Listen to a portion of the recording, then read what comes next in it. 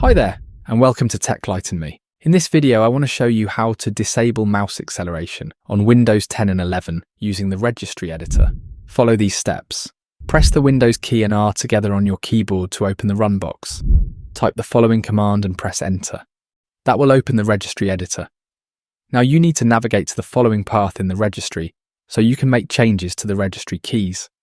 I have also left any registry paths I use in this video in the description down below to make it easier for you, so you can just copy and paste it from there. Once you get to this path in the registry, double-click on the entry as shown and change the value data as shown on screen, or check the video description for detailed instructions, and then click on OK.